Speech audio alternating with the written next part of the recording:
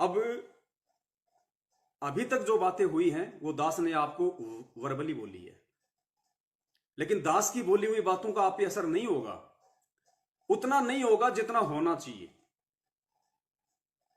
तो इन बातों का असर हम पे हो कि वास्तव में ऐसा ही है और ऐसा करेंगे तो ही हमारे साथ ऐसा होगा। इन चीजों के लिए अब हम परमपिता परमेश्वर सतगुरु रामपाल जी महाराज जी के अनमोल सत्संगों का सहारा लेंगे, जिससे हमारा विश्वास 4 गुना ज्यादा बढ़ेगा और वास्तव में हमें दृढ़ निश्चय हो जाएगा कि वास्तव में जब तक हम इस तरीके से नहीं चलेंगे इस भक्ति मार्ग पे जो हमारे भगत भाई ने हमें बताई है, गुरुदेव के ज्ञान आधार से, गुरुदेव के सत्संगों का निष्कर्ष निकाल के, और यहां तो यथार्थ गुरुजी बोल रहे हैं, इन सत्संगों में बोल रहे हैं, जो हम आगे देखेंगे सुनेंगे कि भाई जब तक तुम इस लाइन को पार नहीं कर दोगे, जब तक तुम इतने समर्पित नहीं हो जाओगे, तब तक परमात्मा तुम्हारी मदद नहीं करेगा। भक्ति कर रहे हो उसका मिल जाएगा प्रतिफल, कोई दिक्कत नहीं। गधा बन के मिल जाएगा, कुत्ता बन के मिल जाएगा, इंसान बन के मिल जाएगा, मोक्ष नहीं मिलेगा। तो पुण्यात्मा, ये हमारा 20, 25, 30 साल का छोटा सा जीवन है, इस शीश को हम अपनी इच्छाओं को मार के और परमेश्वर को समर्पित कर दें, इससे बड़ा कोई चांस नहीं है। तो देखिए परमेश्वर ने हमें किस प्रकार से निर्देशित किया है इन सभी बातों के लिए।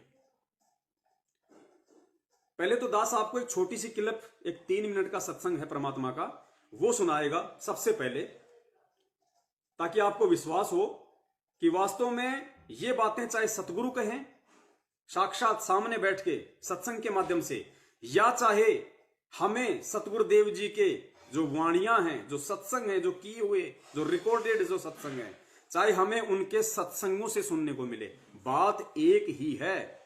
रति भर भी हमने मन में ये अविश्वास पैदा नहीं करना कि हम तो, हमारे को तो जब गुरुजी अपने मुख से ऐसा करने को कहेंगे तो ही हम करेंगे। नहीं, गरीब निर्गुण सरगुण एक है, दूजा ब्रह्म विकार, निर्गुण साहिब आप हैं, सतगुरु सरगुण संत विचार। गुरुजी ने बताया कि वो परमेश्वर निर्गुण रूप में सतलोक में बैठा हुआ है, लेकिन उसकी जो वाणियां हैं, उसके जो शब्द हैं, वो उस परमात्मा का सरगुण रूप है। उन वाणियों को साक्षात परमात्मा ही समझना चाहिए कि परमात्मा ही हमें आदेश दे रहे हैं।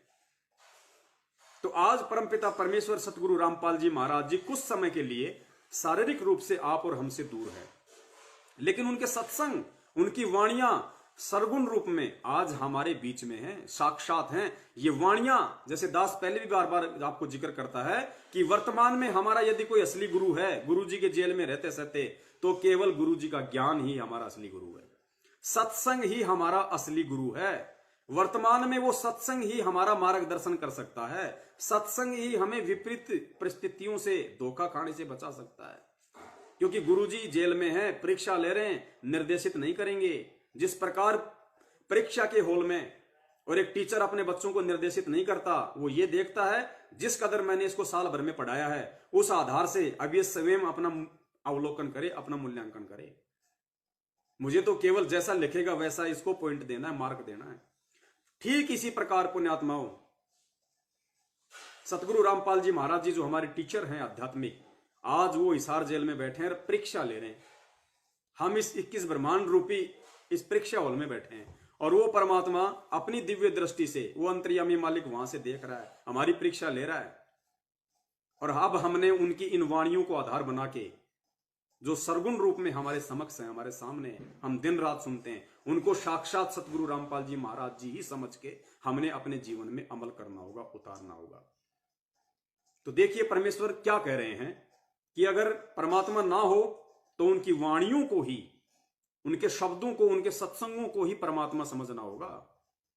इसी प्रकार आज गुरु जी जेल में हैं, भार उनके सत्संगों को ही हमने एकमात्र आधार बनाना होगा अगर भक्ति मार्ग पे सफल होना है। तो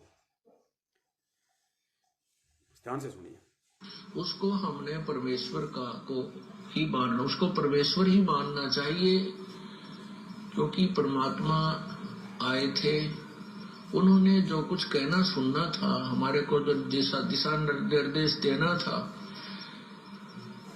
वो देकर चले गए। यदि वो अब आ जाएंगे, सहशरीर यहाँ प्रकट हो जाएंगे, तो भी वही बात कहेंगे जो उन्होंने 600 वर्ष पूर्व अपनी सवसम वेद में कबीर। गुरु जी कह रहे हैं कि परमात्मा कबीर साहिब जी 650 साल पहले हमें अपने सत्संगों के माध्यम से, वाणियों के माध्यम से दिशा निर्देश और आदेश दे के चले गए। यदि आज वो परमात्मा आ जाएगा, सहशरीर आ जाए, वो प्रकट हो जाए। हालांकि यहाँ पे परमात्मा ने 2 संकेत कर दिए कि वो परमात्मा सहशरीर आ जाए, वो प्रकट हो जाए। तो सहशरीर आ गए संत रामपाल जी महाराज जी के रूप में, वो प्रकट भी हो गए। तो कहते हैं आज भी यदि वो परमात्मा यहां आ जाए तो वही बात कहेगा जो बातें वो आज से पहले अपने वाणियों में कह गए। तो हमने उन वाणियों को ही परमात्मा मानना है। ध्यान से सुनना। अब हमने जो परमात्मा यहाँ आकर के अपने उपदेश, अपना आदेश, संदेश जो हमें देकर चले गए थे, उसको हमने परमेश्वर को ही मानना, उसको परमेश्वर ही मानना चाहिए। क्योंकि परमात्मा आए थे, उन्होंने जो कुछ कहना सुनना था, हमारे को जो दिशा निर्देश देना था, वो देकर चले गए। यदि वो अब आ जाएंगे, सहशरीर यहाँ प्रकट हो जाएंगे, तो भी वही बात कहेंगे जो उन्होंने 600 वर्ष पूर्व अपनी सवसम वेद में कबीर वाणी में, कबीर गिरह में बोली थी। इसके लिए परमात्मा गरीबदास साहिब ने भगवान की महिमा बताई है कि निर्गुण सरगुण एक है, दूजा भ्रम विकार। निर्गुण साहिब आप हैं, सरगुण संत विचार। परमात्मा हमारे समक्ष नहीं है, लेकिन उनके द्वारा दिए गए जो विचार हैं, जो उनकी वाणी है, वो सरगुण है, वो साक्षात उन्हीं को समझना चाहिए कि परमात्मा बोल रहे हैं। अब हम ये दास एक लाउड स्पीकर समझो। आप जी के समझ में आ गया होगा कि चाहे सतगुरु साक्षात बैठ के सत्संग करे, चाहे सतगुरु की वाणियां हमें निर्देशित करे, आदेशित करे, दोनों एक ही हैं, अलग नहीं समझना चाहिए। तो आगे हम देखेंगे कि सतगुरु किस प्रकार आज हमें अपने सत्संगों के माध्यम से निर्देशित कर रहे हैं, उन बातों के लिए जो बातें परमात्मा ने अपने दास के मुख से आप जियों तक पहुंचाई। पुण्यात्माओं, बीच में अगर लाइव डिस्कनेक्ट हो जाए किसी कारण से, दास को लगता है अगर किसी कारण से डिस्कनेक्ट हो जाए तो हम पूरा संदेशा देने के लिए दोबारा से ज्वाइन होंगे। दास दोबारा से ज्वाइन होगा, तो आप जी भी वापस जुड़ जाना यदि ऐसी नौबत आ गई तो आगे चलिए, हम थोड़ा शॉर्ट में लेके चलेंगे। तो आगे हम चलेंगे पुण्यात्माओं कि परमात्मा ने किस प्रकार अपने सत्संगों के माध्यम से बहुत पहले ही हमारे को निर्देशित कर दिया था। ये 2012 का सत्संग है, इसको आप ध्यान से सुनना।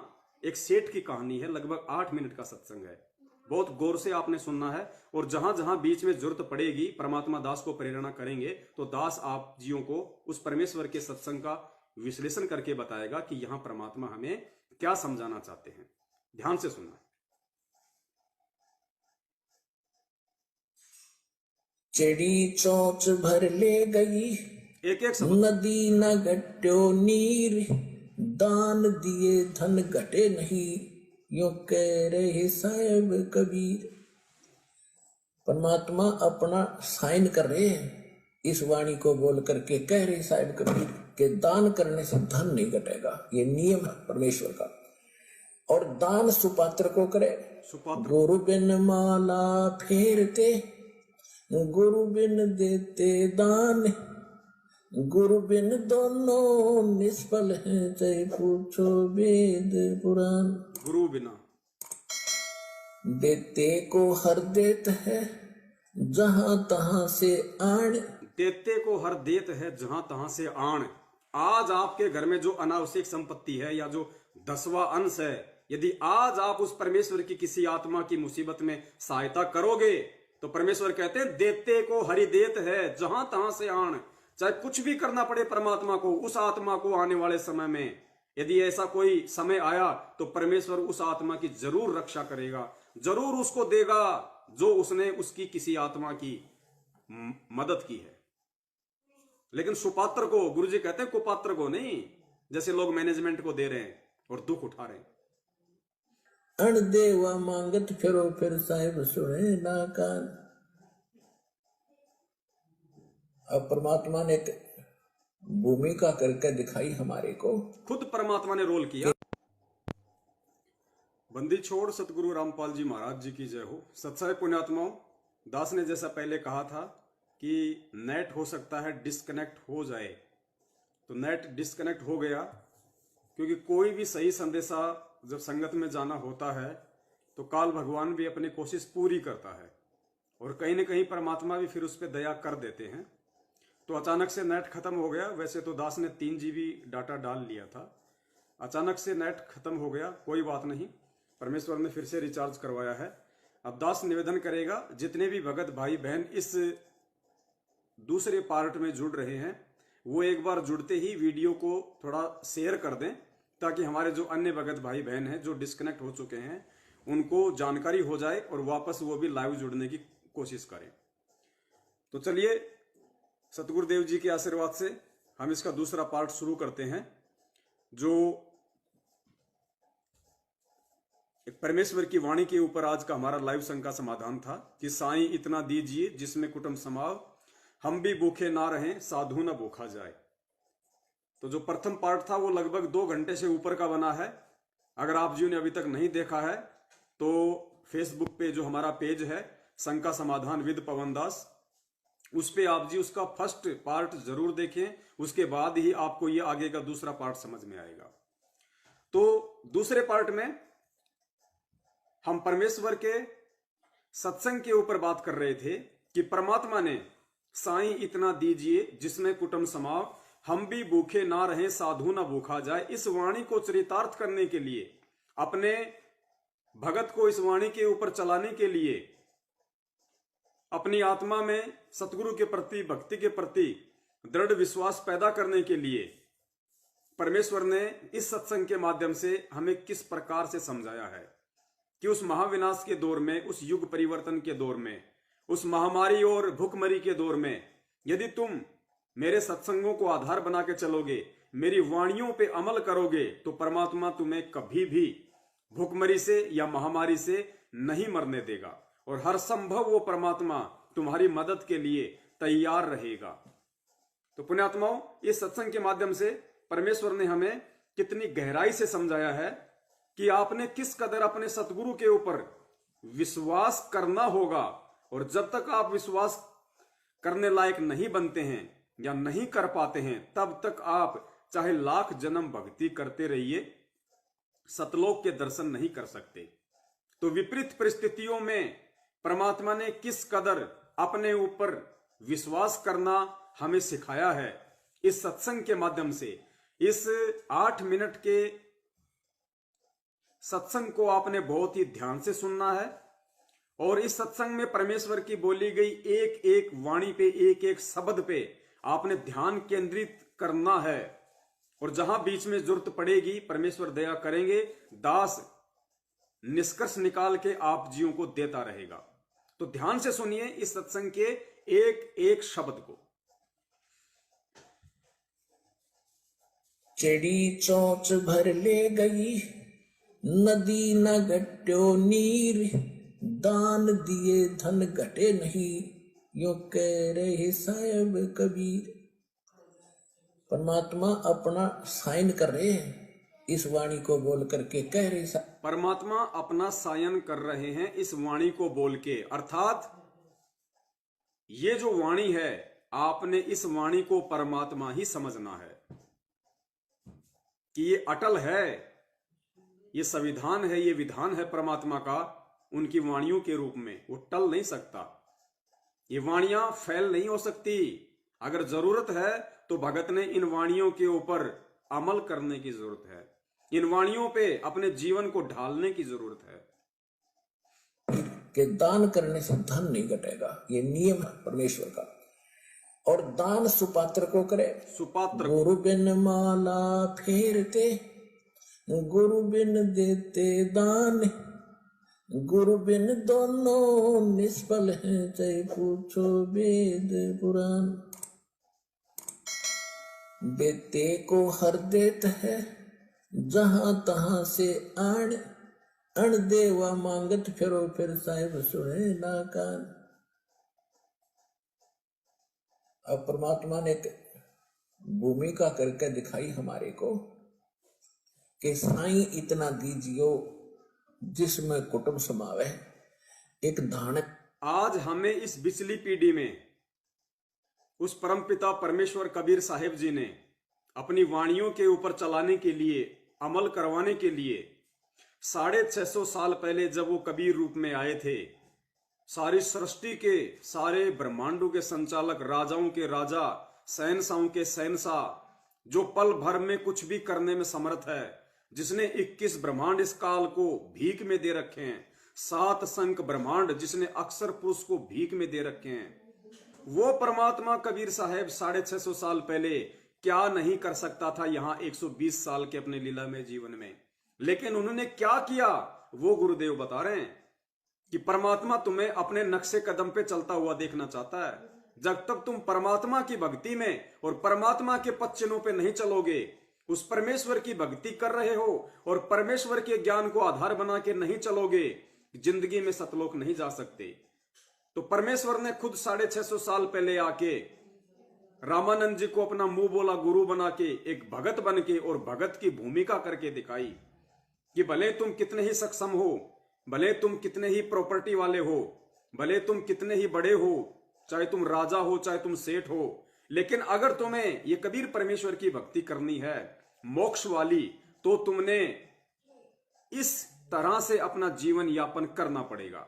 मेरी इस वाणी पे कि साईं इतना दीजिए जिसमें कुटुंब समाव, हम भी भूखे ना रहे साधु ना भूखा जाए। चाहे तेरे पास में पैसा कमाने के लाख ऑप्शन हो, लेकिन तुझे परमेश्वर की इस वाणी को आधार बना के इस आध्यात्मिक जीवन में चलना होगा, तभी तू सफल होगा।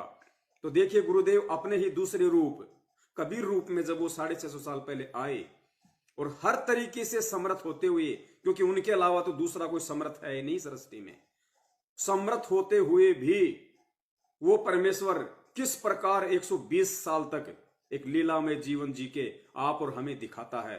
हम पिछली पीढ़ी वालों के लिए एक सत्संग बना के चले गए परमात्मा 650 साल पहले कि किस तरह से तुम मेरी भक्ति पर लगोगे तब तुम्हारा उद्धार होगा। कितनी गरीबी में कैसा काम करके, और उस गरीबी में जितना पैसा उस परमात्मा के पास में आता था अपनी मेहनत मजदूरी का, उसमें से वो परमात्मा केवल उतना ही रखता था जितना कि परिवार का पेट भर जाए।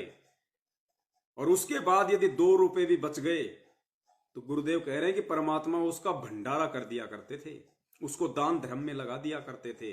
तो पुण्यात्माओं, आज हम बैंक में लाखों करोड़ों जमा करके जिंदगी में सतलोक नहीं जा सकते। जिंदगी में तो जो पहले पार्ट में जो परमात्मा ने आप जी को संदेशा दिलवाया, उस आधार से हमने हर संभव परमेश्वर के बच्चों की हर मुसीबत में मदद करनी है, परमेश्वर का आदेश समझ के।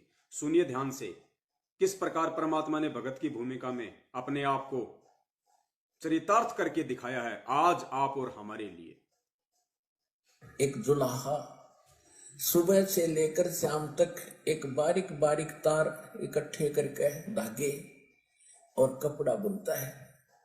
एक दिन में मुश्किल से भी 5 फुट 10 फुट बना पाता है, 5 फुट 4 फुट, और बहुत लंबा सैकड़ों फुट का तार वो थान बनाना पड़ता है। ताना बनाते थे, वो हफ्ते में पूरा होता। उसकी जो मेन ताना मालिक को मिलता, उसमें से अपने परिवार के लिए जो आवश्यक सामग्री थी, खाद्य पदार्थ लाते और शेष बच जाते उसको सत्संग और भंडार में लगाया करते थे। इस प्रकार परमात्मा हमें उदाहरण देते हैं कि इस लोक में आप भगवान की भक्ति अवश्य करो, पूर्ण संत से प्राप्त करके फिर परमात्मा एक्शन में आएगा। और वैसे अभी फिर परमात्मा एक्शन में आएगा। एक्शन में यानी अपनी भूमिका में आएगा, अपने रोल में आएगा। कब? जब हम परमेश्वर के ज्ञान को आधार बना के, और जो भूमिका उस परमात्मा ने करके दिखाई वैसी भूमिका एक भगत के रोल में जब हम करेंगे, तब वो परमात्मा एक्शन में आवेगा। तब वो उस मुसीबत के समय हमारी मदद करने के लिए एक्शन में आवेगा। मूल्य अपनाओगे तो सफल नहीं हो पाओगे, क्योंकि फिर आपके साथ काल रहेगा ये मन, और केवल वर्क डन मिलेगा आपको। यहाँ वर्क से भी अलग मिलेगा आपको, किस्मत से भी न्यारा देगा परमात्मा, क्योंकि हम परमात्मा से कुछ और मांग ही नहीं रहे, इतना ही मांगते कि हमारी भक्ति बनी रहे और हमें कोई आवश्यक वस्तु का अभाव ना हो, बस इतना सा।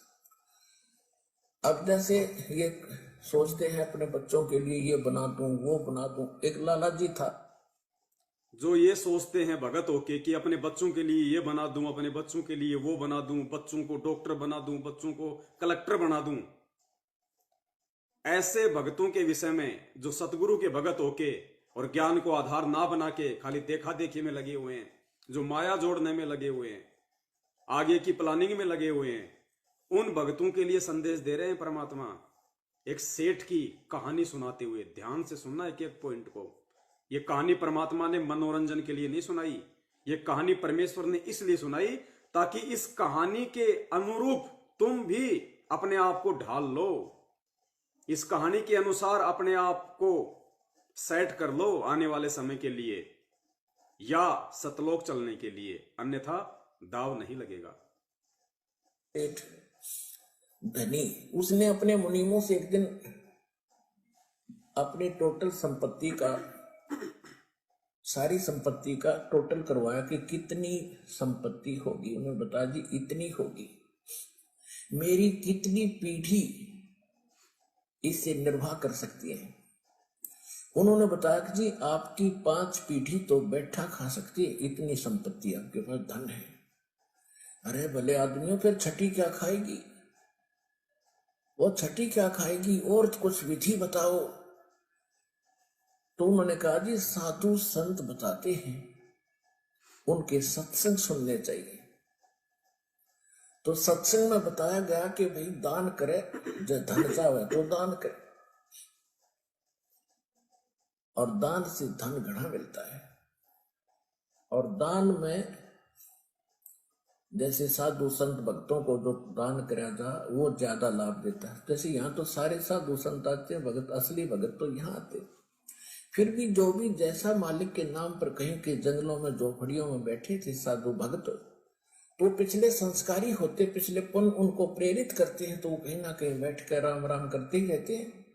लेकिन भविष्य का चार्जर उनके पास है नहीं, पिछले पुण्यों उनके पास है, जिस कारण से प्रेरित होकर के इतना बड़ा फैसला लिया, जंगल में बैठे या कहीं भी कोई साधना कर रहे हैं। तो उनके पिछले पुण्य ही वहां फल रहे होते हैं। एक आधे को आशीर्वाद दे दे, उन्हें लाभ हो जाए, उसको रोटी मिल जाए, ऐसा चल रहा था इनका काम। तो एक साधु था और पति पत्नी थे दोनों। अब ध्यान से सुनना, ये संदेश वहां हमारे रहते लिए थे, है। उनको मालूम था यहाँ भगत हैं। तो उस लाला जी ने क्या किया, सेठ ने सभी मुंशियों को कहा कि नौकरों को साथ लो और आसपास जितने भी साधु संत हैं सबको आटा दे आओ, किसी को जो मांगे खांड दावल चाल सब ले जाओ और दे के आओ। अब देते हुए आ रहे थे, उस भगत के यहाँ आए। उन्होंने कहा कि ले भगत जी, हमारे लाला जी ने आपके लिए एक सीधा भेजा है, यानी आटा चावल खांड नमक आदि। ये कथा बहुत ध्यान से सुननी है, हालांकि आपने कई बार सुनी होगी, लेकिन फिर भी आपने गौर से सुननी है। इस कथा में उस भगत और उसकी पत्नी के माध्यम से परमात्मा भगत समाज को क्या संदेश देना चाह रहे हैं। हर कथा का एक सार होता है, हर कथा का एक निष्कर्ष होता है। ये रागनीय नहीं है, ये तत्वदर्शी संत के सत्संग हैं। इनके हर एक शब्द में एक एक पॉइंट है, एक एक संकेत है। इस कहानी के माध्यम से परमात्मा पूरे भगत समाज को, अपने सभी भक्तों को क्या संदेश देना चाह रहे हैं कि वो जो भगत था जिसके पास में उस लाला के मुनीम सामान लेके गए थे, दाल चावल आटा चीनी, और वो भगत था, वो भक्ति कर रहा था, परमात्मा का भगत था, उसने क्या कहा, क्या जवाब दिया। ध्यान से सुनना उस चीज को। ऐसे भाव जब हमारे अंदर से होंगे उस परमेश्वर के लिए, उस परमेश्वर के प्रति, उसकी भक्ति के प्रति, तब पुण्यात्माओं कहीं इस बिचली पीढ़ी में भी जाके हमारा नंबर लगेगा सतलोक के लिए।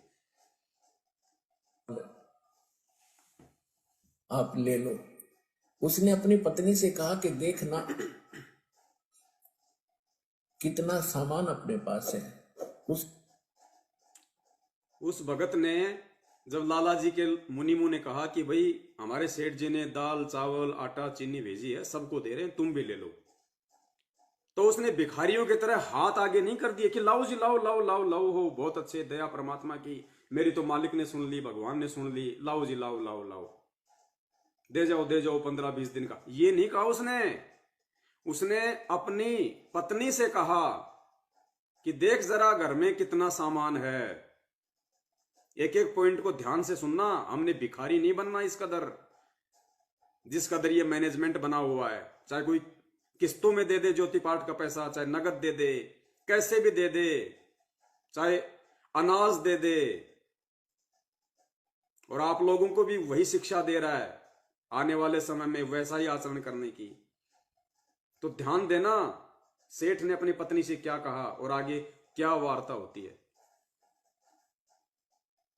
देखना, खांड दावल चाल सब ले जाओ और दे के आओ। अब देते हुए आ रहे थे, उस भगत के यहाँ आए, उन्होंने कहा कि ले भगत जी, हमारे लाला जी ने आपके लिए एक सीधा भेजा है, यानी आटा चावल खांड नमक आदि दाल, आप ले लो। उसने अपनी पत्नी से कहा कि देखना कितना सामान अपने पास है। उसने कहा जी शाम का है, दिन में गए थे, शाम का हमारे पास है। शाम का है, कहा जी। उन्होंने कह दिया भी हम नहीं लेते, हमारे पास शाम का सामान है। तो उस कहने लगे भगत फिर कल भी खा लियो। बोला कल की कल देखी जाएगी, अब नहीं देखी जाएगी। बड़े कमाल की बात है। उन्होंने नहीं लिया तो वापस लेकर आ गए। वो सेठ ने पूछा तुम दे के क्यों नहीं आए? वो एक और वहां भी था, उसने गिन रखे थे सारे, गिनवा। उस भगत ने कहा अपनी पत्नी से कि देख घर में कितना राशन है। उसने कहा जी शाम का तो है, आज शाम तक हम खाना खा सकते हैं। तो मुनिमो ने कहा, जब उसने कहा कि साहब आज शाम का है, तो भगत ने मना कर दिया उन सेठों को। बोला नहीं जी हमें नहीं चाहिए। देखो कितना विश्वास होना चाहिए, कितनी दृढ़ता होनी चाहिए। हालांकि वो नकली भक्ति करता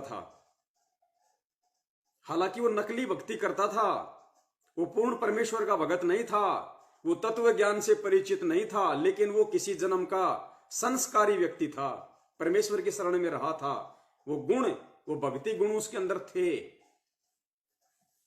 इसलिए उसने कहा कि भाई हमारे पास शाम का आटा है, शाम का खाना हम खा सकते हैं।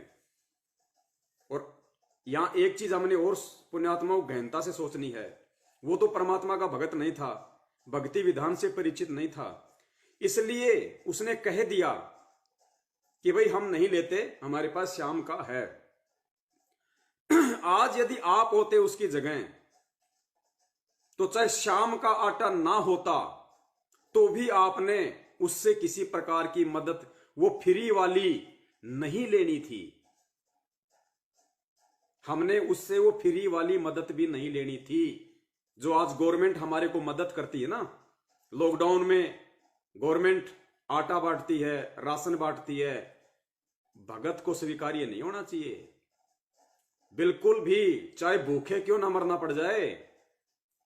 सरकार की दी हुई भीख, किसी मंत्री की दी हुई भीख, किसी समाज सेवी संस्था के द्वारा बांटा गया राशन संत रामपाल जी महाराज जी के भगत को अंतिम श्वास तक स्वीकार्य नहीं होना चाहिए, चाहे भूख से प्राण ही क्यों ना निकल जाएं।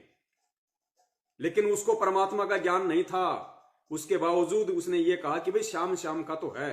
अगर शाम का नहीं होता, हो सकता है वो व्यक्ति उनसे आटा दाल चावल ले लेता, लेकिन हमने तो उससे भी ज्यादा सतर्क होकर चलना है इस काल लोक में। सुनिए आगे। कल देखी जाएगी, अब नहीं ले हम। बड़े कमाल की बात है। उन्होंने नहीं लिया तो वापस लेकर आ गए। वो सेठ ने पूछा तुम दे के क्यों नहीं आए? वो एक और वहां भी था, उसने गिन रखे थे सारे, गिनवा रखे थे। उसने कहा जी उन्होंने ये नहीं लिया। क्यों नहीं लिया? उसने ये कहा कि शाम का तो है, सुबह का भगवान और देगा, आप देगा, हम टेंशन नहीं लिया करते।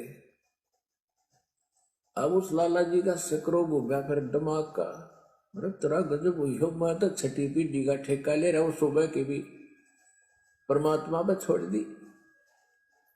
उस भगत की ऐसी बातें सुन के लाला जी के भी स्क्रू ढीले हो गए।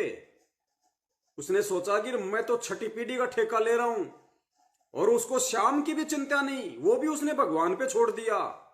अर्थात पुण्यात्माओं, विपरीत परिस्थितियों में परमात्मा के भगत का कैसा आचार विचार व्यवहार, संतोष, धैर्य और विश्वास होना चाहिए, ताकि दुनिया भी उस भगत को देख के, उस भगत के क्रियाक्रम को देख के, उस भगत के धैर्य को देख के, विश्वास को देख के आपके गुरु की महिमा का गुणगान करे कि भाई धन्य है इस भगत का गुरु, धन्य है इस भगत का बाप सतगुरु, जिसने ऐसा ज्ञान दिया इस भगत को, इसके अंदर ऐसा विश्वास पैदा किया उसने। सुनिए ध्यान से। वहां से चलकर वहां आया, उसने पूछा कि भाई आप ऐसा निर्णय क्यों ले रहे हो, भूखे मरोगे। भूखे, वो कहने लगे भूखे मरा करें, वो तो भगवान पर विश्वास नहीं करते। और हमें भगवान आगे से आगे देता उसने, क्योंकि ज्ञान सुन रखा था। लाला जी को बैठा लिया, कहते मां के पेट में जब आप थे किसने चिंता थी तेरी। यह तो बात सही है। जब आप मां के गर्भ से बाहर आए, आपका दांत नहीं थे, आप रोटी चावल आटा नहीं खा सकते थे, और उससे पहले आपकी मां के स्तन में दूध भी नहीं था, कब नहीं था। बाहर आते ही बालक कितना चिंतित है, आपको अमृत दूध पिलाया। और अब तू ठेकेदार हो रहा छठी पीढ़ी का, तेरी बुद्धि भ्रष्ट होगी लाला जी। और गधे की योनि में जागा तू। तेने बोला जी के करूं, मैं तो मेरे गया के करूं, कोड इकट्ठा कर लिया तने, पाप का भागी तू होगा, खाएंगी तेरी पीढ़ी, दान कर वो दे, अपनी किस्मत साथ लेकर आएंगी, तेरे भरोसे नहीं है, बांट दे। अब क्या करूं, मैं तो मेरे गया के बोला इसने बांट दे, धर्म कर दे, तेरी जान बचेगी। जो संदेशा आपको परमात्मा ने उस पहले पार्ट में दिलवाया कि अगर परमेश्वर की उस वाणी से ज्यादा आपके पास में धन है वर्तमान में, और यदि आप संत रामपाल जी महाराज के भगत हैं कि साईं इतना दीजिए जिसमें कुटुंब समाव, हम भी भूखे ना रहें अतिथि न भूख हो जाए, इससे ज्यादा यदि आपके घर में माया है, संग्रह है, उसको बांट देना। अगर नहीं बांट पा रहे हो तो उसमें आस्था मत रखना, उसके ऊपर गुमान मत करना, उसके ऊपर विश्वास मत करना कि मुझे वो पैसा आने वाले समय में विपत्तियों से बचा देगा, महामारियों से बचा देगा, संकटों से बचा देगा। बिल्कुल नहीं। जितना हो सके भगत भाई बहनों की सोच समझ के मदद कर देना। तब उस लाला जी ने वो भंडारा शुरू किया, धन भी नहीं बचेगा तेरा। तो कहने का भाव यह है पुण्यात्मा, हम अब देखना परमात्मा अपने स्तर पे गुरुदेव इस कहानी का क्या सारांश बता रहे हैं कि जब तक हम इस तरीके से अपने जीवन को नहीं ढालेंगे अध्यात्म में, जब तक हम इस तरीके से परमात्मा के प्रति पूर्णतया समर्पित नहीं होंगे, और जब तक हम इस लाइन को पार नहीं कर जाएंगे, तब तक परमात्मा ऐसी परिस्थितियां एक भगत के सामने बार बार पैदा करेगा। जिस प्रकार पुण्यात्माओं, बच्चा 8वीं कक्षा में पास नहीं हो रहा तो बच्चे को दोबारा से 8वीं में ही एडमिशन लेना पड़ेगा, फिर से उसको परीक्षा देनी पड़ेगी। फिर फेल हो गया तो 9वीं में नहीं जाएगा, फिर से उसको 8वीं में, फिर उसको 8वीं की परीक्षा देनी पड़ेगी। जब तक वो 8वीं की परीक्षा को पार नहीं कर लेगा, आगे की क्लास में नहीं जा सकता। ठीक यही स्थिति अध्यात्म में समझ लेना। जब तक आप परमेश्वर की एक एक वाणी के ऊपर सोने की तरह खरे नहीं उतर जाओगे, तब तक आप सतलोक के अधिकारी नहीं बन सकते। अब परमेश्वर क्या निष्कर्ष बता रहे, ध्यान से सुनना। हम तो बहुत लंबा चौड़ा हिसाब लाए बैठे, हर एक पल का भरोसा नहीं।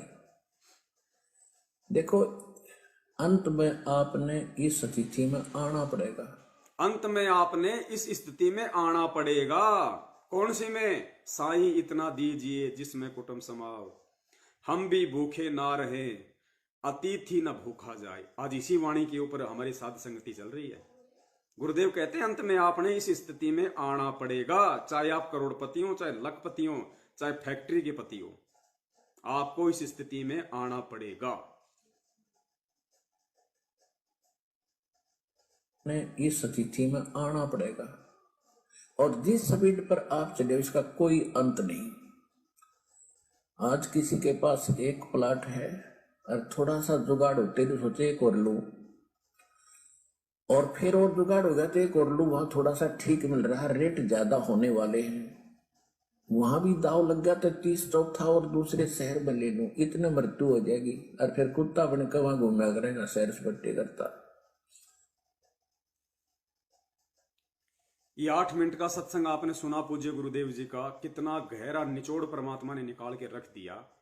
ये परमात्मा का सत्संग है।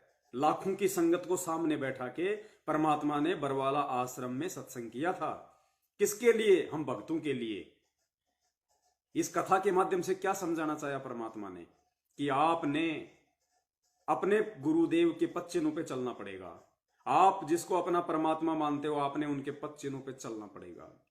एग्जाम्पल परमात्मा ने दे दिए 650 साल पहले आके, एक भगत का भूमिका करके किस प्रकार सारी सृष्टि का रचनहार होके एक गरीब जुलाई की भूमिका करी। एक झोपड़ी में रहा परमात्मा, झोपड़ी में, हैंड टू माउथ, बड़ी मुश्किल से परिवार का गुजारा कर पाता था परमात्मा। और उसमें भी अगर कुछ बच जाता था, परमात्मा घर पे नहीं रखते थे उस पैसे को। पुण्यात्मा, ये पॉइंट हैं, एक एक पॉइंट को अपने जीवन में उतारना पड़ेगा।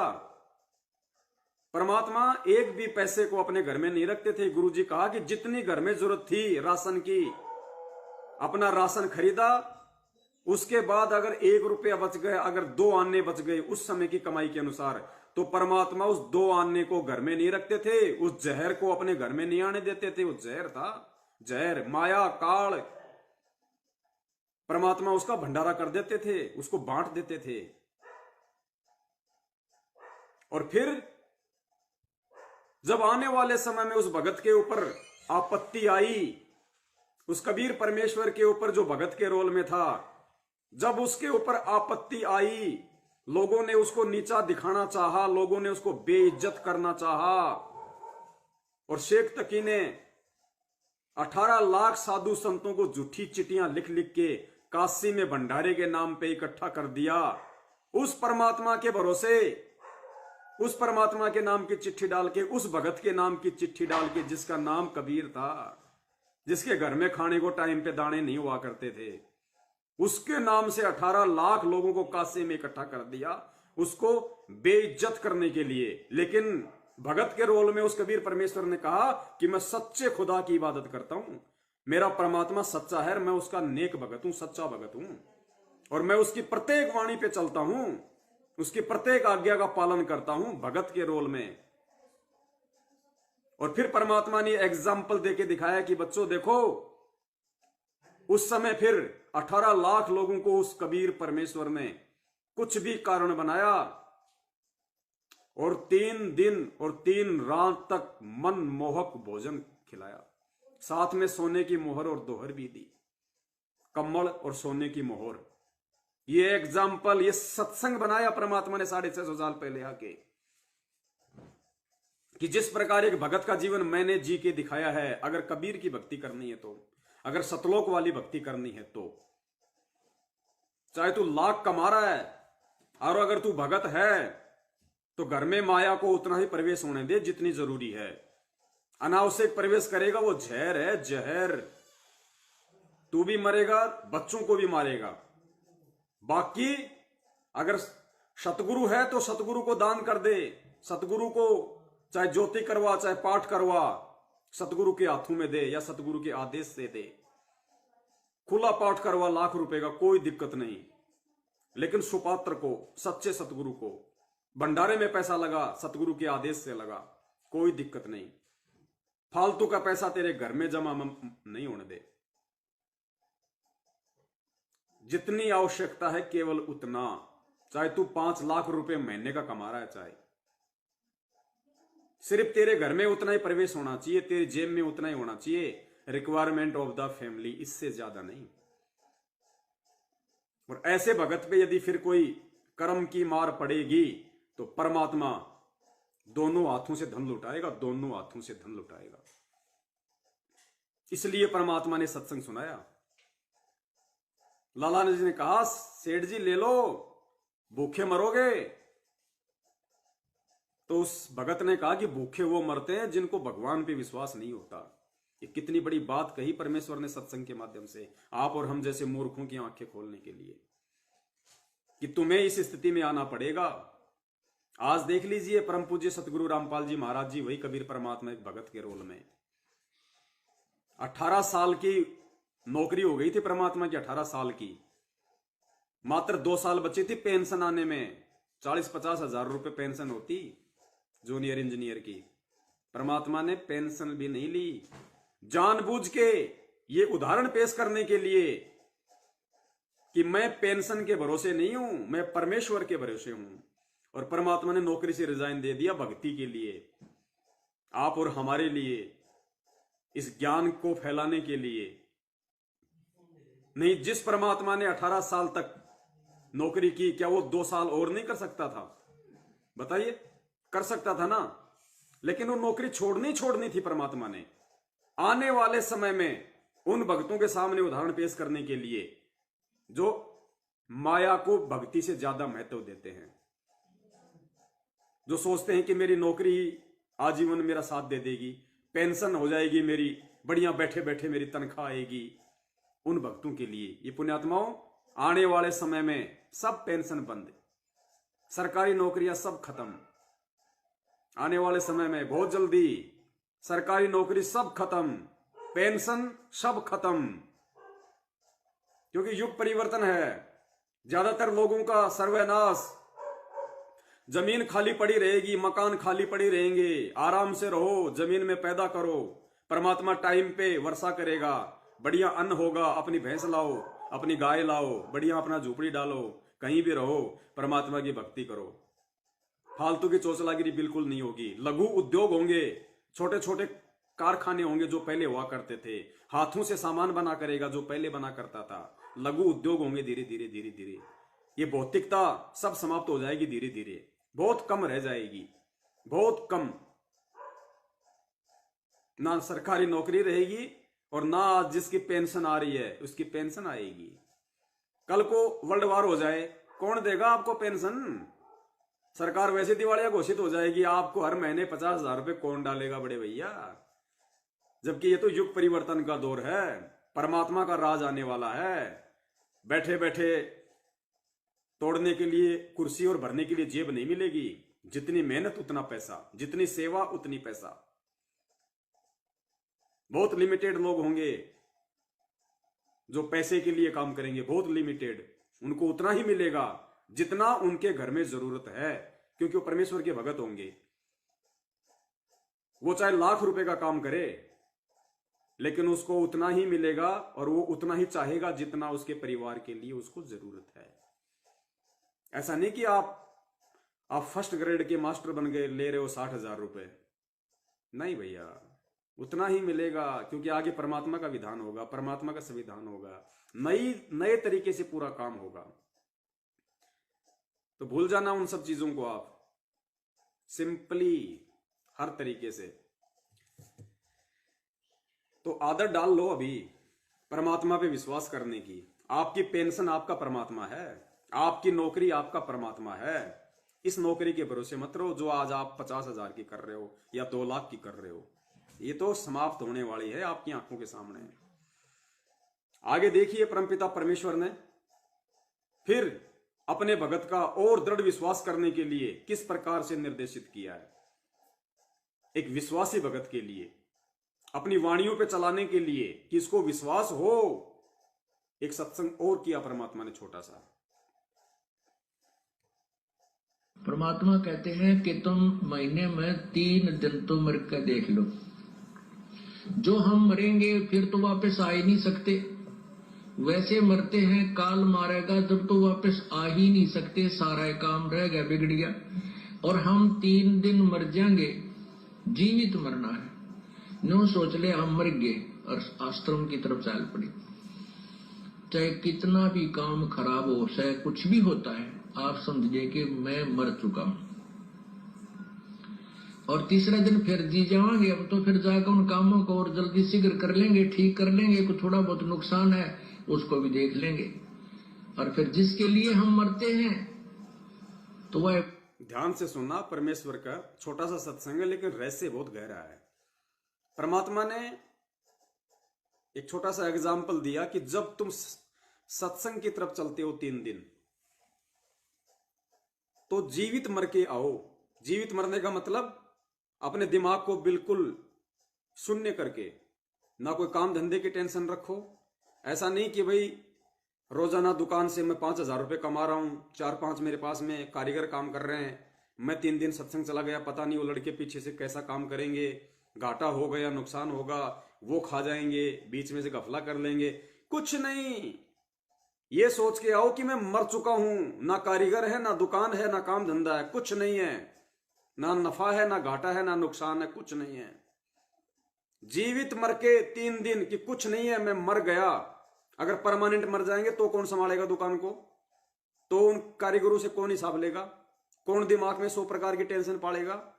तो गुरुजी कहते हैं सत्संग में अगर तुम आते हो, सत्संग में आने का मतलब उस परमात्मा की तरफ चलना, परमेश्वर की तरफ चलना, परमेश्वर के ज्ञान पे चलना।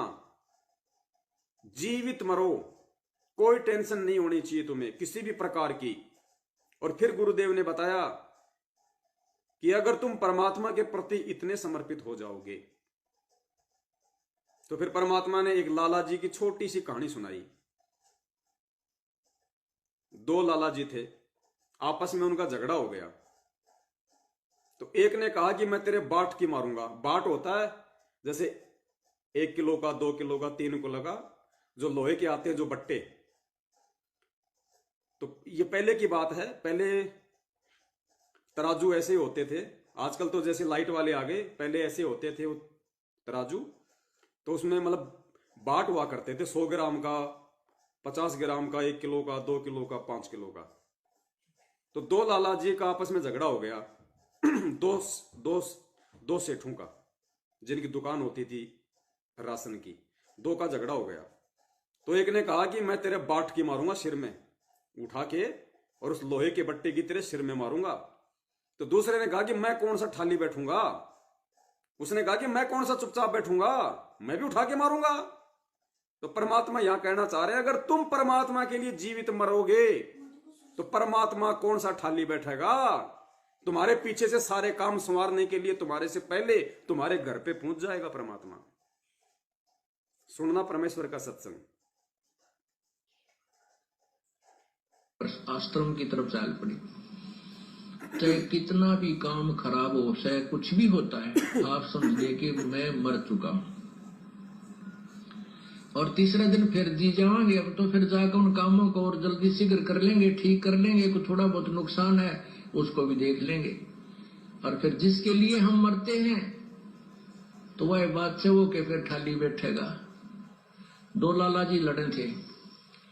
एक बोला तेरा बाट मारूंगा, वो बोला मैं के ठाली बैठूंगा। तो भाई ऐसे भगवान के ठाली बैठेगा। अगर तुम उसके नाम से कुछ करके देखोगे, ऐसे ही भगवान क्या ठाली बैठेगा। भगवान कौन सा चुपचाप बैठ जाएगा।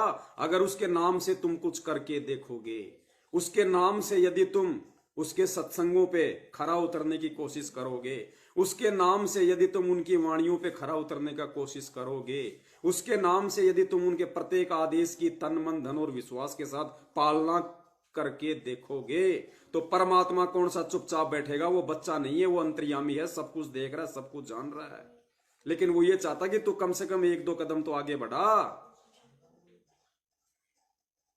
पुण्यात्माओं, हमने अंत में इस स्थिति में आना पड़ेगा। और ये विश्वास चाहे आज कर लो, चाहे अगले जन्म में कर लेना, चाहे फिर किसी युग में कर लेना, अगर मौका लग जाए तो। वहां लाओगे तो वो भी निश्चल नहीं रहेगा। आपको वो करके दिखाएगा जो आप सोच भी नहीं सकते। वो करके दिखाएगा परमात्मा।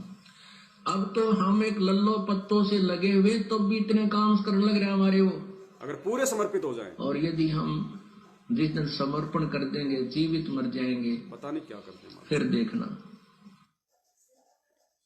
ये समर्थ के वचन हैं, ये कबीर परमात्मा के वचन हैं जो आप सुन रहे हो उनके मुख कमल से।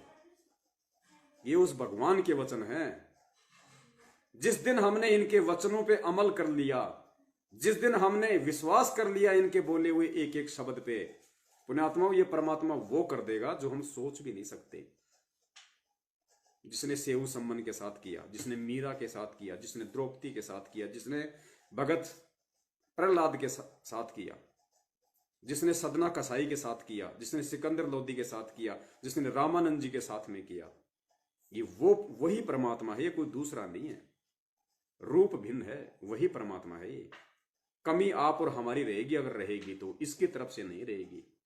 इसकी तो वाणी है, जय तू चाले एक कदम मैं चालू कदम 60। तू अगर एक कदम मेरे वाणी पे चलेगा, मेरे सत्संग पे चलेगा, मेरे सत्संग को आधार बना के मेरे मार्ग पे चलेगा एक कदम, तो परमात्मा कहते हैं मैं तेरे लिए 60 कदम चलूंगा। 60 कदम, इस समर्थ का वचन है, फैल नहीं हो सकता, चलेगा। जय तू चाले एक कदम मैं चालू कदम 60, जय तू हो जा काठ का मैं हो जाऊं लोहे की लाट। और हम भगत कहते हैं संत रामपाल जी महाराज जी का। भगत जी शादी में चला गया था, नाम टूट गया। क्यों भाई, क्या करूं भगत जी, परिवार वाले दबाव देने लग गए। ये लो जी, कि भक्ति कर रहे हो, ड्रामा कर रहे हो भाई, हैं? भगत जी, हनुमान जी का प्रसाद था, घर वालों ने जबरदस्ती खिला दिया। अरे कैसे खिला दिया? तूने खाया है, जबरदस्ती खिलाया नहीं, तूने खाया है। कब भक्त बनेंगे फिर, कब भक्ति करेंगे? शरीर छूटने के बाद फिर कुत्ते बनेंगे, फिर खाना उन देवी देवताओं का चढ़ावा, उनके मंदिरों पे जा जाके खूब खाना, और नीचे उतरते समय गुरुजी कहते हैं फिर पेशाब की धार भी मारना उनके ऊपर। कब भाई, कौन से जन्म में करेंगे फिर? इससे बढ़कर समय दोबारा नहीं आएगा, ये अंतिम दाव है। कल्प युग फिर मौका नहीं मिलेगा, कल्प युग। भगत जी, मेरी पत्नी नाराज हो गई, बोले या तो बाबा रामपाल जी की भक्ति कर ले या मेरे को घर में रख ले। भगत जी, मैं क्या करूं? अरे करना था तेरे को नालायक, ये मौका था, ये तेरी परीक्षा थी। परमात्मा ये देख रहा था, इस गधे को इतना ज्ञान सुनने के बाद भी इसको पत्नी ज्यादा जरूरी है या इसको परमात्मा ज्यादा जरूरी है? वो मौका था, नुक्ता था, नुक्ता। अगर पार हो जाता, अगर हिम्मत कर लेता कि भगवान 320 बार चली जा, कोई बड़ी बात नहीं है, ये परमात्मा बार बार नहीं मिलता, तू तो बहुत बार मिल जाएगी। आज स्त्री योनि में है, कल को तू मेरे को कुतिया की योनि में मिल जाएगी। ये परमात्मा नहीं मिलेगा मुझे। भगवान शौक से जा और कपड़े लत्ते सब ले जा, बाल बच्चों को ले जा, अगर तेरा अकेले का मन नहीं लगे तो। परमात्मा को नहीं छोड़ सकता मैं।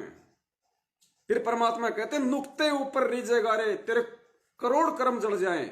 ऐसी पुण्य आत्मा और ऐसा यदि कोई संघर्ष करता है इस भक्ति मार्ग में, इतना दृढ़ हो जाता है, परमात्मा कहते हैं तेरे करोड़ों जन्मों के पाप कर्म परमात्मा चुटकियों में भस्म कर देगा, चुटकियों में।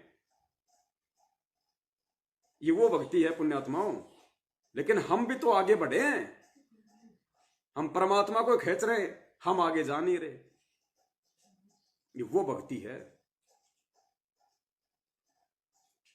एक छोटा सा सत्संग और सुनिए परमपिता परमेश्वर जी का, इसी विश्वास को लेके। गुरु जी कहते हैं चाहे तेरे को सब कुछ सर्वनाश होता दिखाई दे, विश्वास करके देख ले एक बार। अपने आत्माओं, हमारा इतना दिल कमजोर हो चुका है कि हम वहां तक बुद्धि उठती नहीं ना, दिल डटता कि हम भगवान को इतना विश्वास कर सके। जैसे कहते हैं कि तुलसी बेरुआ बाग में शीतत भी मुरझावे, राम भरोसे जो रहे वो पर्वत पर लहरावे। बगीचे के अंदर बूटा लगा दिया, पौधा लगा दिया, सिंचाई करते करते खत्म हो जाता है, मुरझा जाता है। राम भरोसे पर्वत के ऊपर कोई संभालने वाला नहीं, कोई सिंचाई करनिया नहीं। कहते राम भरोसे जो रहे पर्वत पर लहरावे। गुरु जी ने एक वाणी का हवाला दिया कि तुलसी बिरुआ बाग में सिंचत भी मुरझावे, राम भरोसे जो चले वो पर्वत पे लहरावे। गुरु जी कहते हैं बागवान छोटे छोटे पौधे लगाता है, पानी डालता है, खाद डालता है, आवारा पशुओं से उसकी रक्षा करने के लिए चारों तरफ पता नहीं क्या क्या 100 प्रकार के यत्न करता है, बाढ़ लगाता है, फिर भी वो पौधे मुरझा जाते हैं। और दूसरी तरफ परमात्मा कहते हैं राम भरोसे जो चले वो पर्वत पे लहरावे। जो राम भरोसे रहते हैं, जो परमात्मा के आश्रित होते हैं, कहते हैं पहाड़ के ऊपर भी लहराते हैं, वो लहराते हैं, पेड़ बन जाते हैं अच्छे। अब पहाड़ पे बताओ किसने पानी दिया, किसने खाद दिया, लेकिन वो राम भरोसे थे, इसलिए लहरा रहे हैं। तो ये जो सत्सेवक हैं जो परमेश्वर के, ये राम भरोसे चल रहे हैं, ये सतगुरु भरोसे चल रहे हैं, ये किसी मैनेजमेंट को भरोसे नहीं चलते, ये अपने रिश्तेदारों के भरोसे नहीं चलते, ये यार दोस्तों के भरोसे नहीं चलते, ये काम धंधे के भरोसे नहीं चलते, ये राम के भरोसे चलते हैं, ये सरकार के फ्री राशन के भरोसे नहीं चलते, ये सत्सेवक परमेश्वर के, ये परमेश्वर के भरोसे चलते हैं। राम भरोसे जो चले वो पर्वत पर लहराओ। आगे सुनना फिर परमात्मा का। हमारा इतनी बुद्धि उठती नहीं, लेकिन इसको उठाने का ये प्रोसीजर है। एक दिन ऐसी दृढ़ता होगी आपके अंदर कि सर्वनाश होता दिखा आपने। गुरु जी कहते हैं ये प्रोसीजर है, अपनानी पड़ेगी, और एक दिन आपके अंदर ऑटोमेटिक ऐसी दृढ़ता आ जाएगी, ऐसी दृढ़ता आ जाएगी, चाहे आपको सर्वनाश होता दिखे आप पीछे नहीं हटोगे। सर्वनाश होता दिखे मतलब वो युग परिवर्तन का समय, घोर संकट का समय, चाहे कुछ भी हो जाए आप पीछे नहीं हटोगे। और जब आप पीछे नहीं हटोगे तो परमात्मा के तो पीछे रहने का सवाल ही पैदा नहीं होता। सिचत भी मुरझावे, राम भरोसे जो रहे वो पर्वत पर लहरावे। बगीचे के अंदर बूटा लगा दिया, पौधा लगा दिया, सिंचाई करते करते खत्म हो जाता है, मुरझा जाता है। राम भरोसे पर्वत के ऊपर है, कोई संभालने वाला नहीं, कोई सिंचाई करनिया नहीं। कहते राम भरोसे जो रहे पर्वत पर लहरावे। तो हमारा इतनी बुद्धि उठती नहीं, लेकिन इसको उठाने का ये प्रोसीजर है। एक दिन ऐसी दृढ़ता होगी आपके अंदर कि सर्वनाश होता दिखा आपने। आप दृढ़ रहना भगवान के ऊपर, फिर देखना दृढ़ रहना, ऐसा बादल टल जाएगा, दुख का वो सोच भी नहीं सकते। ऐसा बादल टल।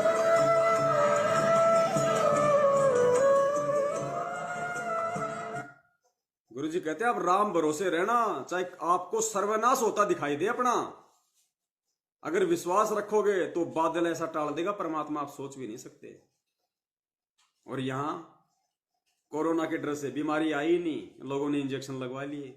ये सतगुरु की भक्ति नहीं है भैया, ये सतगुरु के ज्ञान में नहीं है।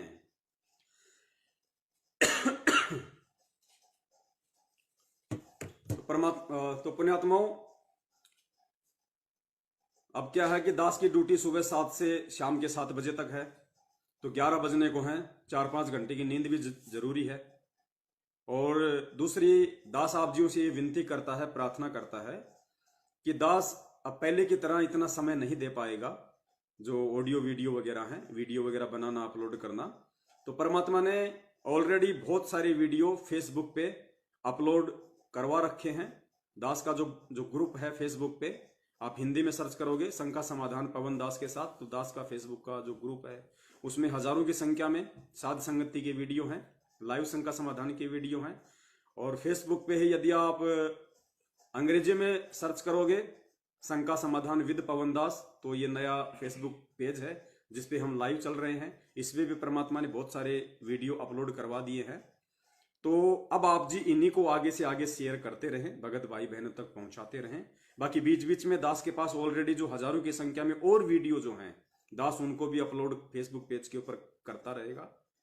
और आप जियों की शेयर करने की सेवा है, आप शेयर नहीं करेंगे तो लोगों को मालूम नहीं पड़ेगा। तो ये हमारी ड्यूटी है, हमारी सेवा है। और पुण्यात्माओं, ये ही सेवा है और कोई सेवा नहीं है। आने वाले समय में आपको तिनका उठाने का मौका भी नहीं मिलेगा। वो आत्माएं आएंगी उस परमात्मा की, वो अच्छी आत्मा, साधु आत्मा, सेवा करने वाली आत्मा आएंगे, आप लोगों को तिनका उठाने का भी मौका नहीं मिलेगा।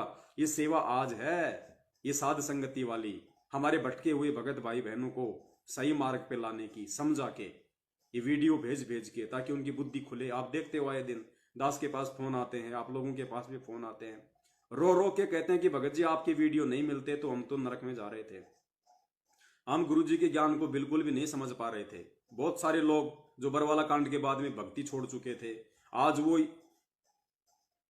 सत्सेवकों की वीडियो सुन के, देख के वो कह रहे हैं कि भगत जी हमारा तो विश्वास परमात्मा में दोबारा से दृढ़ हो गया, हम तो दोबारा से भक्ति करना चाहते हैं। तो पुण्यात्माओं, कितनी आत्माओं को परमात्मा आप और हमें माध्यम बना के जोड़ रहे हैं, उनको दृढ़ कर रहे हैं पहले से ज्यादा।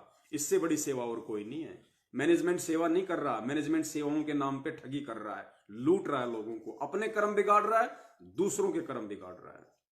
तो हमने ज्यादा से ज्यादा भगत भाई बहनों तक सोशल मीडिया पे ये मौका दिया परमात्मा ने, ये सोशल मीडिया का हमने इसी तरीके से फायदा उठाना है। ज्यादा से ज्यादा को हमने शेयर करना है, लोगों तक हमारी बात पहुंचानी है। चाहे व्हाट्सएप पे आपके जितने भी भगत भाई बहनों के नंबर हैं वो सब पे शेयर करो, पर्सनली ये लिंक सब पे शेयर करो।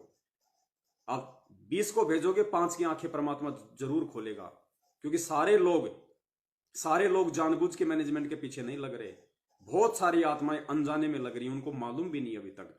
जिन्होंने नाम ले लिया और आज तक ये नहीं पता कि मेरा गुरु जेल में है, आश्रम में है, तो सोचो कितनी भोली आत्माएं हैं वो। जब उनको सच्चाई का पता चलेगा तो वो क्यों नहीं संभलेंगी। तो हमने सेवा में पीछे नहीं हटना है। और दास अब थोड़ा सा बिजी हो गया, क्योंकि समय ऐसा है, देश काल और परिस्थिति के अनुसार हमने चाहे मजदूरी करने पड़े, चाहे हमने हमारा खुद का काम करना पड़े, चाहे कोई व्यापार करना पड़े, हम परमेश्वर के बच्चे हैं। हमारे को कोई शर्म, कोई लाज, कोई शंका नहीं होना चाहिए। हम पहले मान लो लाख कमा रहे थे महीने का, आज हम 200 रुपए कमा रहे दिन का, तो भी हमने परमेश्वर का प्रसाद समझ के, हालांकि इस 10-12 हजार रुपए में मेरे परिवार का गुजारा नहीं होना, मुझे पता है, क्योंकि 12,000 रुपए में परमेश्वर का 10वां अंश भी निकलेगा। वो 10वां अंश मैं अपनी रसोई में काम नहीं ले सकता, वो मैं भगत भाई बहनों की ही मदद करूंगा अगर परमेश्वर ने निमित्त बनाया तो। अगर किसी ऐसी आत्मा का फोन आया जो वास्तव में जरूरतमंद है, तो 3,000 और प्लस में जो भी दिन का, जो भी परमेश्वर के दया से 40-40 रुपए जो निकलेगा 10वां अंश 12,000 का, वो भगत भाई बहनों की सेवा में जाएगा। दूसरी बात, यदि दास से ज्यादा यदि और किसी भगत भाई बहन की जरूरत है, तो पुण्यात्माओं जो पैसा परमात्मा दास को इस नौकरी से दिलवाएंगे वो उस भगत भाई को जाएगा। पहले मुझे अपनी टेंशन नहीं है उस परमेश्वर के ज्ञान आधार से कि मेरे परिवार में राशन आएगा या नहीं आएगा, मकान किराया दिया जाएगा या नहीं दिया जाएगा। हाथ जोड़ लेंगे, अगर मेरे से ज्यादा अगर उसकी प्रॉब्लम है तो वास्तव में तो जो सैलरी का पैसा है वो भी आदि या जैसा भी है वो उसको जाएगा। परमेश्वर ने हमें सत्संग सुना रखे हैं। आपने कहानी सुनी होगी भूख बाकड़ा वाले की। भूख बाकड़ा, एक समय गुरुजी कहते हैं अकाल पड़ा बहुत भयंकर, लोग मर रहे थे, अनाज नहीं था खाने के लिए। एक राजा उस समय जो गेहूं होता है उसको पानी में उसको उबाल के उसको बोलते बाकड़ी, और वो लोगों को बांटता था, खाली एक एक मुट्ठा यूं, बस एक आदमी को एक, और उसका टाइम था, शाम को 4 बजे तक बांटेगा, उसके बाद नहीं। तो एक आदमी इतना भूखा, इतना भयंकर भूखा कि आज अगर उसको वो बाकड़ी नहीं मिले तो वो मर जाएगा। बड़ी मुश्किल से वो वहां तक पहुंचा, बस वो ही था लास्ट, और बाकड़ी भी खत्म थी और आदमी भी वही था लास्ट, उसको दे दिया। उसने शुक्र मनाया परमात्मा का और वो लेके चल दिया। सोचा थोड़ा आगे चल के खाऊंगा, कहीं कोई पानी वानी का जुगाड़ होगा। वो जा ही रहा था, इतने में उधर से उससे भी ज्यादा भूखा एक और आया। देखो वो परीक्षा थी, वो परमात्मा उसकी परीक्षा ले रहा था। उससे भी ज्यादा भूखा आया और वो इतना भूखा, उसको अगर 2 मिनट में नहीं मिले तो वो प्राण छोड़ेगा। और उसने कहा कि भाई दे दे थोड़ा। तो उसने कहा कि महाराज आधा ले ले, आधा मैं खा लूं, आधा नहीं नहीं भाई पूरा दे, पूरा। इतना भूखा। गुरुजी कहते हैं उस पुण्यात्मा ने जो खुद बिना अनाज के मरने वाला था, इतनी भूख थी, उसने अपनी चिंता ना करके और सामने वाले को पूरा का पूरा दे दिया। कहते हैं परमात्मा अगले जन्म में परमात्मा ने उसको चक्रवर्ती राजा बनाया। कई बार चक्रवर्ती राजा, भूख बाकड़ा दिए विचार भय चकवे कई बार, बिठल होकर रोटी पाई नामदेव की कला बंधाई। कई बार उसको चक्रवर्ती राजा बनाया उस इतने से अनाज के बदले में। तो पुण्यात्माओं ये वो भक्ति है। आज हमने अपनी नहीं, आज हमने परमेश्वर की प्रत्येक आत्मा के विषय में सोचना पड़ेगा। हमने मैनेजमेंट की तरह स्वार्थी नहीं होना, ठग नहीं होना। हमने लोगों को ठगना नहीं है। कबीरा आप ठगाइए और ना ठगिए कोई, आप ठगाए सुख होत है, दूसरों को ठगने से दुख होए। तो ये तो काल एजेंट है, इनकी तो लोक लाज, इनकी मर्यादा, इनकी दया धर्म सब कुछ नष्ट भ्रष्ट है। इनको तो अपनी जेब भरने से मतलब है। आप किसी भी कोऑर्डिनेटर को जाके देख लीजिए, 90% के पास में अथाह संपत्ति है। चाहे कुरुक्षेत्र का, चाहे वो बसंत सैनी हो, चाहे हरियाणा का स्टेट कोऑर्डिनेटर अमन गोदारा हो, चाहे राजस्थान का प्रकाश हो, चाहे हिमाचल का ये ओम प्रकाश हो, और विष्णु साहू का तो कहना क्या, बैतूल वाले का, वो तो कई करोड़ों का जो आश्रम है वहां पे, उसको अपने बाप दादे की प्रॉपर्टी समझ चुका है। स्विमिंग पूल बना लिए, बढ़िया ऐश कर रहा है। उसको तो जिस दिन परमात्मा को सौंपने का समय आएगा ना, उसके तो अक्के बक्के हो जाएंगे, छोड़ नहीं पाएगा वो प्रॉपर्टी को। पुण्यात्मा, इस कदर काल ने उसको जकड़ लिया है। वो अपनी समझ बैठा है, वो भक्तों का दान है आश्रम, लेकिन वो अपनी समझ बैठा है अज्ञानता में, छोड़ने में उसके पसीने आएंगे। और वैसे भी उसके पास अब स्कॉर्पियो है, बढ़िया बढ़िया गाड़ी है, बढ़िया बढ़िया मकान बना लिए। कहां से? खुद कौन सा काम कर रहा था वो? पहले एक बैंक में नौकरी करता था, वहां उसने 420 करी, बैंक से उसको निकाल दिया। फिर वो जय गुरुदेव पंथ में गया, विष्णु साहू एमपी का स्टेट कोऑर्डिनेटर। जय गुरुदेव पंथ में उसने 3-4 लाख रुपए का उसने घपला किया, वहां से उसको धक्के मार के निकाले। फिर ये संत रामपाल जी महाराज जी के मार्ग में आया, और उसके बाप ने उसको पहले कह दिया था कि विष्णु बेटा, ये सच्चा मार्ग है, यहाँ घपला मत करना, और सबसे बड़ा घपला उसने यहाँ कर दिया। तो पुण्यात्माओं, ये काल का बहुत बड़ा जाल है। वो कैसे फांस लेगा और कब फांस लेगा पता भी नहीं चलेगा, यदि हम सतगुरु से दूर हैं तो, साध संगति से दूर हैं तो कोशिश करो परमपिता परमेश्वर की वाणियों पे चलने की। दास भी पूरी कोशिश करेगा, आप भी पूरी कोशिश कीजिए, हम परमेश्वर के प्रत्येक वचन की तन मन धन से पालना करें, और जैसा हमें परमात्मा बनाना चाहते वैसा हम बनने का प्रयास करें, परमेश्वर को दंडवत करते हुए, उनसे विनती करते हुए। पुण्यात्माओं, तभी ये हमारा जन्म सफल होगा, अगर इसी जन्म में अगर मोक्ष प्राप्त करना है तो। अन्यथा परमात्मा ने हजारों साल के लिए कहा है कि हजारों साल ये मार्ग चलेगा। अगर आपकी नई इच्छा है, आप नहीं इन चीजों को कर पाते हैं, तो अगले जन्म में देखेगा परमात्मा, फिर अगले जन्म में देखेगा। भाई नहीं, भगत वही होगा, ज्ञानी वही होगा, विद्वान वही होगा, अच्छी और संस्कारी आत्मा वही होगी जो इसी जन्म में अपना सब कुछ दांव पे लगा देगी सतगुरु के विश्वास के ऊपर, सिर्फ सतलोक के लिए, अपने आत्म कल्याण के लिए, और कोई स्वार्थ नहीं, कोई लोभ लालच नहीं। फिर देखना, जैतू चाले 1 कदम, मैं चालू कदम 60, जैतू हो जा काट का, परमात्मा सतलोक में बैठा देगा फिर।